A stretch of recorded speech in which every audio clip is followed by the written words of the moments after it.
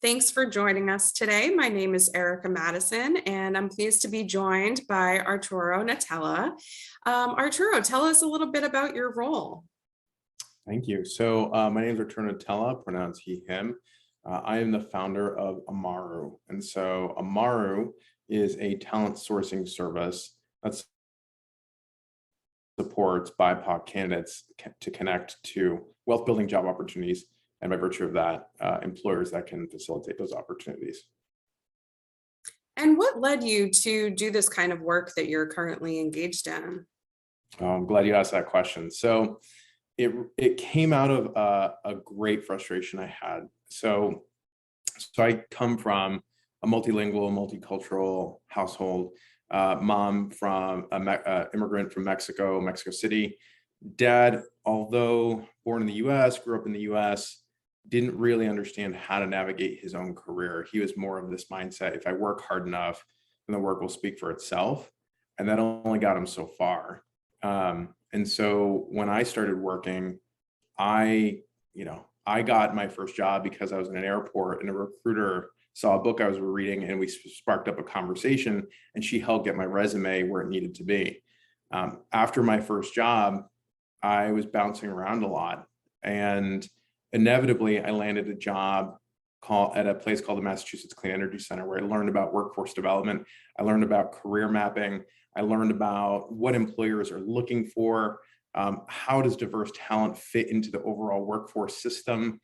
I mean, just everything that I wish I would have learned starting my career. But even still, I didn't have everything I needed to navigate my own path, my own professional path. And at some point, I started leveraging or attempting to leverage a lot of the community leaders that are out there that are professing, we're going to lift up as we go up. And a lot of do, I should say, to credit to many leaders out there, but some don't. And what I found is some community leaders, more so community leaders of color, tend to not have time, and I get that, or have this, or try to use job seekers of color as a way to promote their own value in some shape or form. And some are just, I will say, don't understand how careers intersect with someone's overall path of success and path to upward mobility. And so I thought to myself, there has to be a better way. There truly has to be a better way for job seekers of color to access wealth building job opportunities. And so what I did was I started collecting a lot of these jobs that I was getting from various job listservs that I was on. And I started sending it out to everyone that I knew that was a person of color. And I said, hey, I found these jobs. They shouldn't just sit in my inbox. I'm sharing the opportunity. And people started saying, hey, can you add me? Can you add me? Can you add me? I was like, oh, wow, this is catching on. And over time, I have, as what I call it, Thea, my aunt, said to me, you should brand this. You should make this into a thing. And she has a school in Mexico, and it's called Amaru. And she said, I'll help pay for the domain. I'll help pay for the email. You choose what you want to call it, up to you. I mean, of course, I'm going to call it, an homage to her. I called it Amaru. And I started building this into something. And over time, I realized that not every job, I didn't realize, I knew this instinctually, but I had to operationalize it, that not every job is created equal. And so over time, through my work in workforce development policy, programmatic work, and my own experience, I developed a framework of what constitutes a wealth building job opportunity.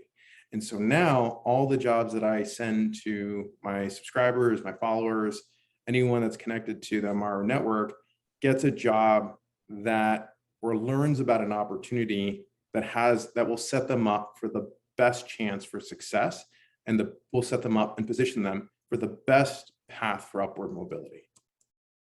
So you saw this need and you started filling it, and then people started seeking you out and asking to be kept informed about these kinds of opportunities that you were sharing with a growing network. And did this start locally? Where were most of the people when you were first starting this out, and about how long ago was that? So this started in Boston. This truly started in Boston. And it was, I want to say 2015, actually. So the idea started percolating around 2014, and then 2015 is when I truly started. And it started with a network of people that I had connected to over time through my work as a community organizer. That was another thing that has greatly informed my recruiting, my DEI recruiting work, is understanding how communities connect together, how to respectfully enter into communities, diverse communities, and then how to build a network of people that want to support you. And by virtue of that, you supporting them, because networking isn't a one-way street. You got to support each other. So it's through all that time, through that organizing, I amassed a group of friends, colleagues, and people that I wanted to support. They supported me, and I said, here's something that I think would help. So it started locally. Interestingly, there are a number of parallels between our stories. I recently have very much enjoyed spending some time in Mexico City. So there's another tie-in, and we both started our career development work around the same time, both in Boston, and have worked in the environmental sphere. I worked at the Environmental League of Massachusetts and created the sustainability program at Suffolk University. And meanwhile, you were involved in clean energy on the statewide level, correct? That's right. That's right. Yeah, my claim to fame was piloting the Mass Clean Tech internship program. So that's a very famous program. That is, yeah. I started off with my mentor. Shout out to my mentor, Mary Beth Campbell, taught me all that I know about workforce development. We started off with an idea, a pot of around $300,000, and grew it into now it's a multi-million-dollar program, and really focusing on diverse talent. We saw when we first created that program, it was very homogenous, and so we worked very, very hard. Again, using that community organizing, those tactics, I went out and organized communities throughout Massachusetts, all the way to the collegiate and university level, trying to get more diverse talent into those diverse talent pipelines. That's wonderful, because that program is really well known in the area in Massachusetts and among higher education institutions. It's something that really has, a terrific name and reputation. So kudos to you and your colleagues for initially getting that going, and for how it's grown in recent years and provided opportunities for an increasingly diverse population. That's really excellent. There are, so many needs in terms of climate action, clean tech, clean energy. And so really making those opportunities more accessible and more available is really crucial. Thank you. So as you've been building this, let's call it a community, as you've been building this community through your work with Amaru, let's hear a little bit more about what you hope to accomplish through your work, and also what some of the challenges have been. Sure. So what I hope to do is to build an infrastructure where people of color can connect easily to employers, again, with those wealth building job opportunities, and also having employers connect to BIPOC candidates, both two-way, and just acting as the facilitator for those connections. What I found is that both employers and job seekers sometimes don't have the requisite network to make those connections. And so what I'm trying to do, and I'm going to touch on this later on as we talk about some of the challenge, actually a little bit more about challenges, is that oftentimes people feel like networking is this bad word, this thing where it's transactional, and I don't want to do it because it feels doesn't feel good. Or sometimes we just don't realize that we haven't networked sufficiently. And it goes the same both for the job seeker and candidate. And so what I'm trying to do is, by me expanding my network, I can help both sides connect to each other. And not necessarily play matchmaker, but really more connecting and letting each other know that both sides exist. And I feel like that's a really powerful thing. When you look at it, research, HBR has an article out that says 80% of jobs are acquired through referrals. And so if you think about that, there's a lot of people out there that have immense talent, immense capacity, but sometimes the network just isn't there. And on the employer side, you have a lot of employers that have immense opportunities, but also don't have the network. So trying to build that together, trying to mend those, not mend, but bridge those gaps and help others learn that each other exist. Yes, absolutely. Relationships are huge for our overall quality of life and our career development. And so being able to bridge that gap that it sounds like you've identified often exists between the job seekers and the employers sounds like a really valuable service to provide, especially as we're looking at how to make sure that we are building a more diverse, inclusive workforce and making sure that these kinds of wealth building opportunities that you're focused on at Amaru are really getting out there. Yeah, and I also want to know that there is a career coaching component to the work that I'm doing. Far too often, people have, well, I'll just say, one study that was out there said that men need to see about 60-70% of themselves in a job in order to apply, women around 80-90%, and some even 100%. I'll just speak for myself empirically. My own empirical evidence is that when you start working with people of color, I would argue those numbers are lower. And so for me, it's really helping people understand their full potential, their capacity, blocking out a lot of the negative messages that have just been bombarding each applicant throughout their lifetime, and owning their own power to be able to apply. And if I can do that, then that's, Absolutely. So to reinforce that point, are you saying that with populations of color, it's typical for job seekers to feel like they need to have even more of the qualifications in order to feel like it's worth applying? It may not just be the qualifications. It just might be, oh, you know what? I know right off the bat, I'm a person of color. They're not going to hire me, because there's just been so much institutional bias. I mean, I won't get too far into the research and what that looks like, but it's not unwarranted to think that. So it's understanding, aligning the perspective and saying you do have the qualifications. That's certainly part of it, but also, let's set up systems here so that that you have the best chance for success. And that could be me leveraging my network, doing interview prep so the person feels really confident going in, whatever it might be where the person's feeling uneasy, trying to soften that so the person feels much more capable and ready to get into the interview. Absolutely. Building one's confidence, doing the preparation, the research, the relationship building, really doing a deep dive into the job postings to understand what the organization is about and why they're hiring for the role. What is it, what is the problem that they're looking to solve or the need that they're seeking to meet? These are all crucial components of a job search or a career pivot. I imagine you work with folks who are both job seeking, who are between roles, and people who are making career pivots. Is that right? That's right. That's right. Both sides of the spectrum. Okay, great. And so what would you say are some of the most rewarding aspects of the work that you've been doing over the past few years? So I have one success story that I love talking about. So there's a gentleman, Latino gentleman. He has bachelor's, master's law degree, and was chronically underemployed. And I said to him, I have an opportunity for you. And the role paid a little over 90,000 a year.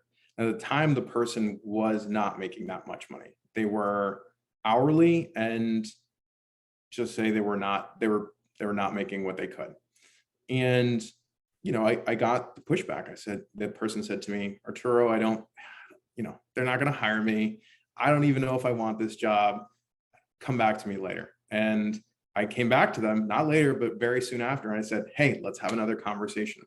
And we worked through it. And we got to a place where the person was out of their head. We got them feeling comfortable and confident.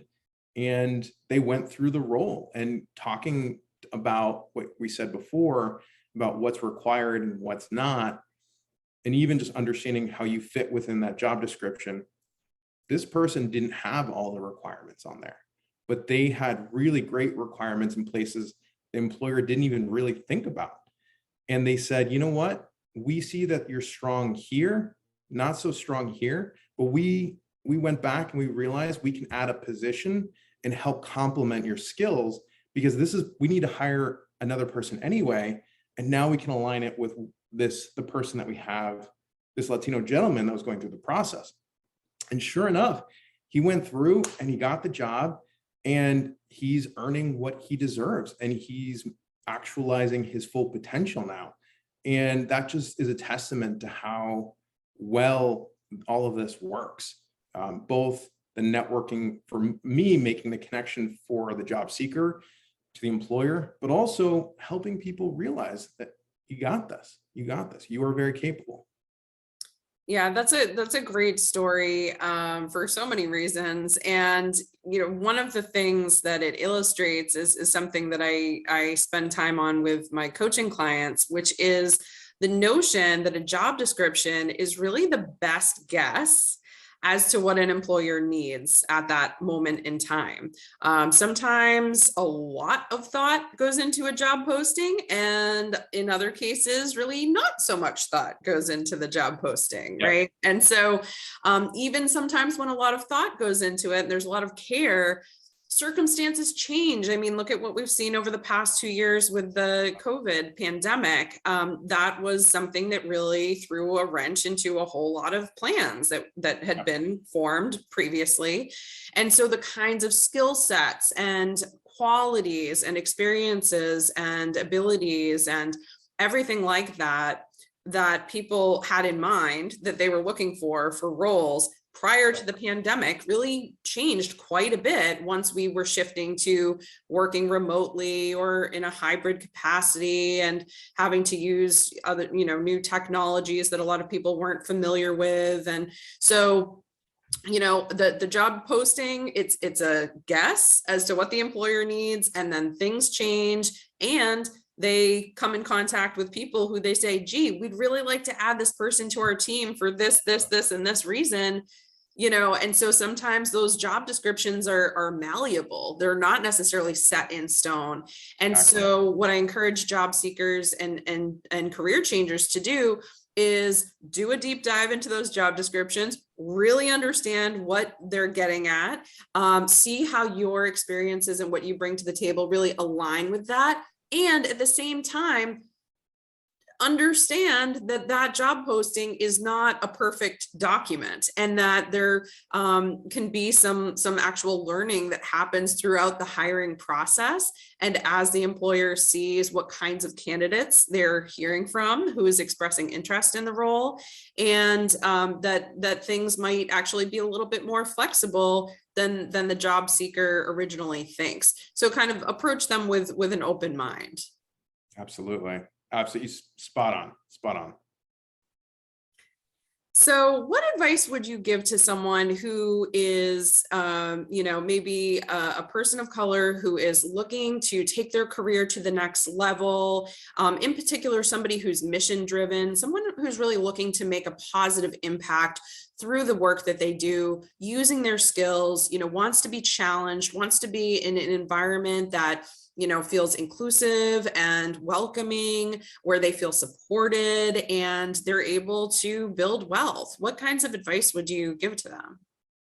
So I would say, first and foremost, know thyself. The more you know you, and the more you know what you're about, who you are, why you are, what it is that you're doing, that type of stuff, the more compelling argument you can make about a certain type of job that you're going to be in, or a certain job type.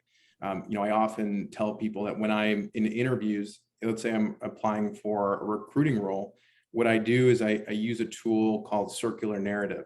And so what I do is I say, the reason why I'm applying for this recruiting job is because I'm passionate about recruiting.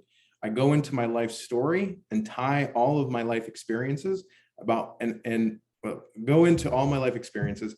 And then what I do is then go back and say, so the reason why I'm so passionate about recruiting is because of all these experiences. I can leverage all that I know to create positive impact within my community based on all that I've learned, all that I've experienced, all that I've learned, and that's why I want to be here. So that's just kind of like a high level overview.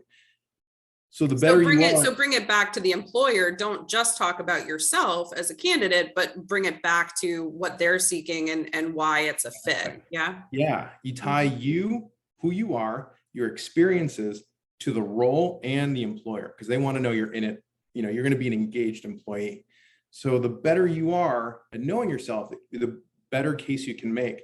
The other part of it too is that if you don't believe your own success, kind of your own brand, then how are you going to convey your success to the person across the room if you yourself don't believe it, right? So that's why it's so important to know who you are, what your value is, and live in that. And it's also going to guide the choices that you're going to make. Because I will tell you, just the other day, I got an opportunity for $115,000, $120,000 a year role. Someone said, do you want to take it? But it doesn't fit with my career path. So I said, no, thank you. I don't want that. Now, if you don't know what you're about and you don't know what your mission is, you can take these things that are going to detract from your overall career, and you're going to end up confusing people because people aren't going to know what you're about. So what you want, and what happens is people need to make the link. Recruiting, Arturo, right? So, or whatever job type, candidate.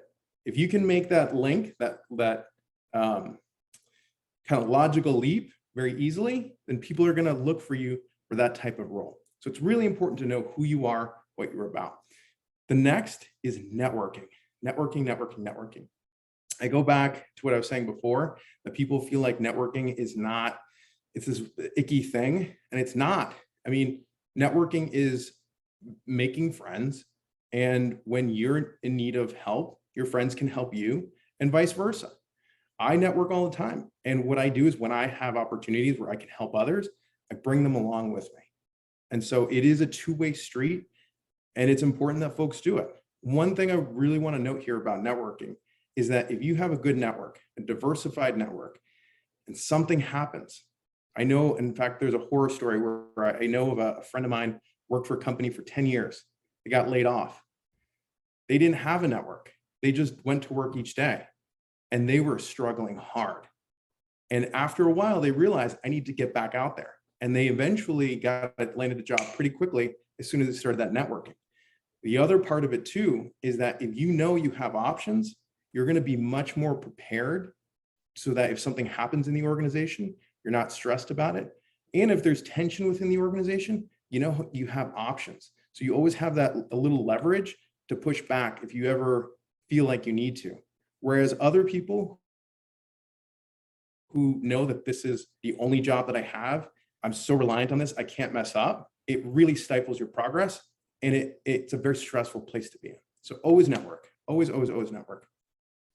So a couple of takeaways from that is to build your self-awareness, know what's important to you, your values, your skills, your interests, your priorities, your goals, right? And then also to be seeking out people to build relationships with.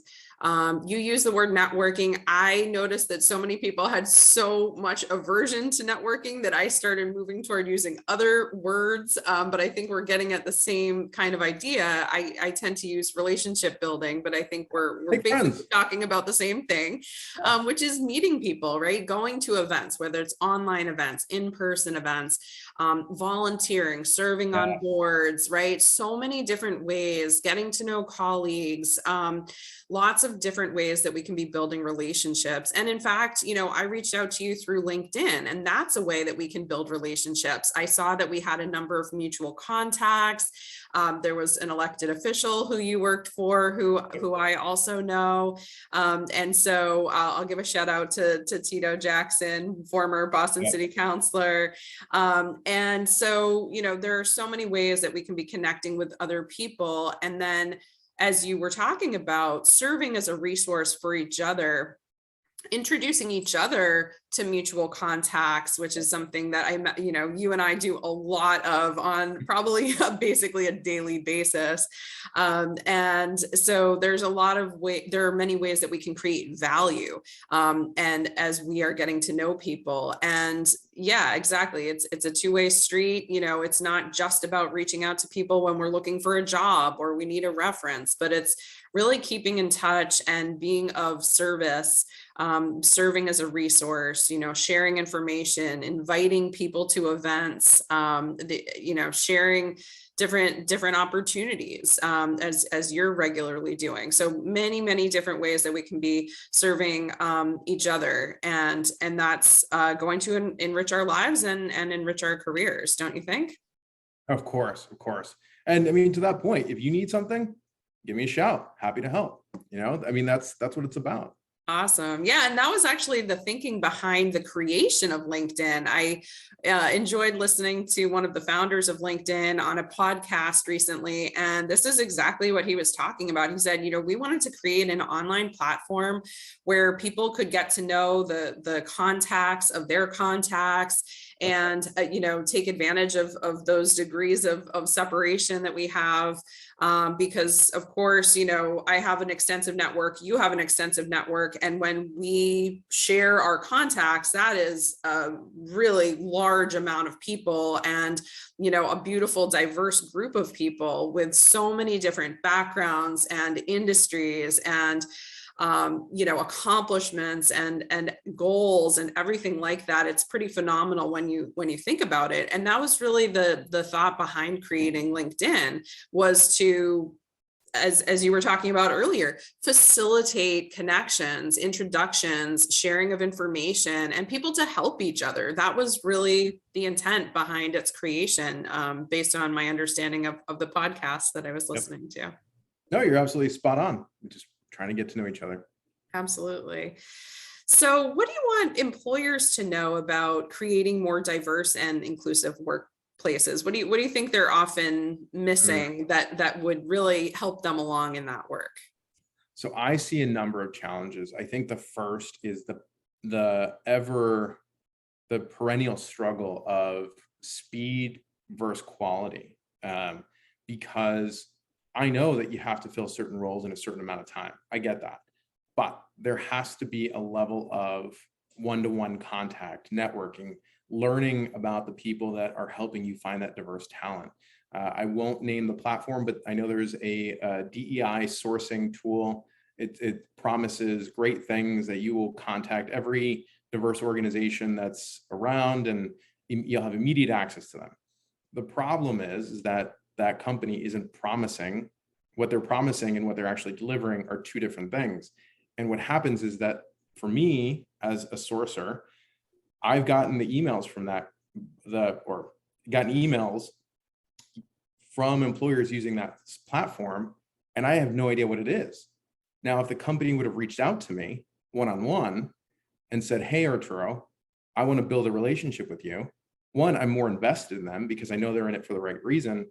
And two, I actually know there's a human being and not just some spam that I'm getting. So there's that. The other part of it is employers, well, and building on that actually. So it's employers also need to go out and have a ground game. You need to do that community organizing. Find the people that are out there. As we tell people, if you have a connection, you can just pick up the phone and just say, "Hey, I need this or I need that," and vice versa, right? And so it just, you gotta do the work. You gotta do the work. The other part of it is building, or I should say signaling and building an inclusive workplace, because you can have all the diverse talent, but if you don't have the foundation there of having an inclusive work environment and signaling that to diverse talent, then in many instances, your diverse sourcing and your diverse recruiting can be for naught. So I think those are two important aspects of it. And it can be tricky to get started, right? Because if you have a very homogenous workforce as your team, and you're looking to diversify that, Yeah, like where do you start? Do you have any guidance on that? I know it's a complex issue, but Oh, what have you seen work? it's surprisingly simple. So I will say, well, so in terms of sourcing, I will say the easiest thing people can do is go online, find a diverse organization or community group or what's it called? Industry group, Mhm. and send out an invite and just say, hey, my name is Arturo. I work for company X. I would love to have a lunch, a virtual lunch with your community director of community partnerships or the CEO or whoever it might be. Mhm. I would love to learn more about your organization and have a lunch with them, like have a human interaction, have a real moment and say, this is what I'm about. This is what our organization's about. And I want to build a relationship with you folks. And at the end, be grateful for the meeting. Because I mean, both of you are sharing yourselves and what you're about, but also building those relationships. And when you're done with that, then also say, can you connect me to 2 other people? So this is a multiplier effect. So what you want to do is once you ask for that, then they'll make those 2 connections. And then you'll start building more and more support. Now, the other thing about the referral of why it's so important, well, actually there's 2 parts to it, is one, there are some high touch communities, for instance, the Latino community. If I don't know you and you're just some person, I might not even respond to your email. I just might delete it. I'm like, who is this person? So I need that intro to get you in the door. Mhm. The other part of it is you can start to feel out who are those leaders that actually can deliver, who can connect you to the right people, or are they all about the hype? Because if the person can't refer you to 2 other people to talk to, then you kind of know where they are. And that's okay, right? That's okay. Maybe that's their thing where they're just like, I have my own space here and I'm working in this one space, and there is merit for that. But then there's other people that are promising more and not delivering that. And so you'll be able to figure that out pretty quickly. So a few takeaways from that I'm hearing are start with one organization and then go from there. But just start with one organization and one person within that organization and start building that relationship. Get to know about them, about the organization, the population that they serve, and then from there seek introductions or referrals to some of their colleagues. And one of the things that you mentioned, I think really speaks to credibility. That's something that we can establish and we can convey when we do things like have an introduction from a mutual contact, or even if we're submitting a job application and we put in the cover letter the name of the person or the organization from which we found out about the opportunity, as opposed to just going into, my qualifications, but really establishing, using a sentence to establish that credibility and to kind of give that context can make such a difference, because we're more likely to hire people and help people and even just interact with people who we know, trust, and like. But the challenge is, if I don't know you, trust you, or like you yet, maybe I know, like, and trust somebody who also knows, trusts, and likes you, right? And so there's that bridge building again, of that relationship building. And so coming in with that kind of credibility that you're speaking about can really make all the difference between getting a response or not. Yeah. And I want to add one more thing that people often lose sight is many organizations have internal employee referral programs. So if I'm an employee in company X and I submit your resume, then I'm going to get a bonus of maybe $1,000. What I argue to companies is also do an external referral program. So for those community leaders that you're reaching out to and you're asking them to help you, well, paying them $1,000, $2,000, $3,000 is going to be a heck of a lot cheaper than paying for a full-blown, full-cycle recruiting company.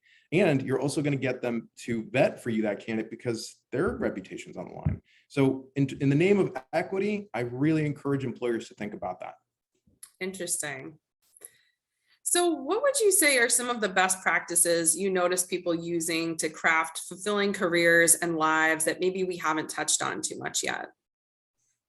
I think it goes back to what I mentioned before, is really grounding yourself in what you want to do. And that's really tough. It's taken me over 10 years to figure that out, but I got there and I am much better for it. It's The a better, journey. it is such a journey. Yes, and it can change over time, right? And as things are in the should. world around us change, and as we Yeah. we evolve as people, our needs and goals, change over time.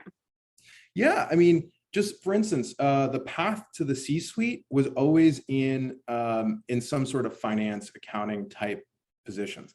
But now we're seeing chief human resources officer having a path to the C-suite. So that's a viable path to leadership than it ever was before. So yes, things shift, industry changes and such. I would say the more you know yourself, what you're about, and the type of job that you want to do, the more you're able to convey that to the person in front of you. And the more that person in front of you can make that link. And if we talk about HR, Arturo, HR, and that link is made, then when I hear, or the person I'm talking to, I should say, hears of an HR role, their mind automatically links to me. And they're going to go, I got to reach out to Arturo because HR equals Arturo. He's going to do really well for this. I got to put him in here, right? And being able to convey that narrative in a really powerful message goes a long way. It really, really goes a long way. And with that, of course, networking.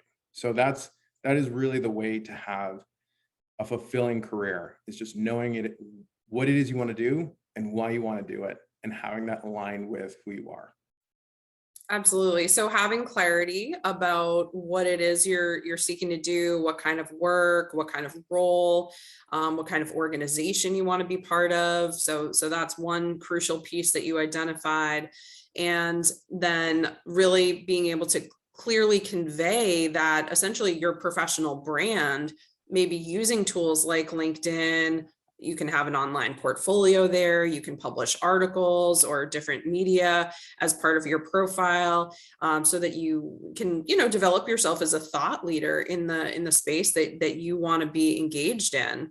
And then making sure that narrative, as you were speaking about, is really clearly communicated across different channels, different media, whether it's an informational interview, a job interview, different types of settings, but making sure that narrative is really coming across clearly to people. Yeah, agreed. Those are absolutely crucial. And to one thing about what you said before, and I really want to emphasize this, is to what you said is, it's okay if things change. Don't feel like, if I don't have this right now, then it's all for naught. That is not the case. We're all on a journey. You have plenty of time. Figure it out and take your time to get there. Because eventually when you get there, it's just, you will find much success. And I imagine you've seen cases where maybe a job seeker was not a subject matter expert or had not done the exact job before, but there was something about them. Maybe they conveyed a certain confidence, a certain approachability. Maybe they can, really came across as being passionate about the organization's mission, products or services, or the population served. And, the organization gave them the opportunity, and then probably over time through professional development, trainings, on the job learning, mentorship, a variety of ways. I imagine you've seen many cases where those professionals, went on to really build those skills, those competencies, and really go on to have great success and impact, right? Totally. And now more than ever, I see companies looking at diverse backgrounds, because companies are saying, I have this one person, maybe they have a PhD in, rocket science, and all they've ever done is research and know this one thing about rocket science. Well, that's great. But if I have someone who has a varied background, they're going to have different perspectives that maybe that one person who's so siloed can't see. And so there is a very strong case at this current juncture in the overall labor market, that if you have a diverse background like myself, I've not always been a recruiter, that you can still make it and do really well. Absolutely. There tends to be this kind of misconception out there that it's necessary or valuable to have a really linear, predictable career path and have just done this one type of work for your whole career and be this huge expert in this one field. And it's okay if that is you, but the majority of people increasingly also are not that, do not fit that mold. And many of us, myself and yourself included, have done all kinds of things from community organizing and government to entrepreneurship and many different kinds of roles in different issue areas. And there's nothing wrong with that either. They're different, to have sort of, a career in one industry or one issue set versus having, sort of this patchwork of different kinds of experiences. But we need not believe that if we've done a bunch of different kinds of things that's a problem. In fact, to your point, that can actually be an asset because we've been in all of these different kinds of environments, working with different kinds of populations and or working with different products or issues and in different roles. And so we bring all of those, various experiences to our work and can maybe approach things from a diversity of perspectives as a result of that varied background. Absolutely. Absolutely. Yep. Well, anything you'd like to add before we wrap up? No, I want to say thank you for this opportunity to talk about something that's near and dear to my heart. I'm so glad that you're giving others a platform. You embody, that lift up as we go up. And so I'm really grateful and appreciative of the time to talk with you and those that are watching. Thank you. It's been a pleasure, Arturo. Where can people go to find out more about your work and the wonderful services that you're providing? Of course, they can go to www.goamaru.com. Great. And I will include that along with the video. Thanks so much for your time. Keep up the good work. And I look forward to seeing you around soon. Of course. Thank you. Bye.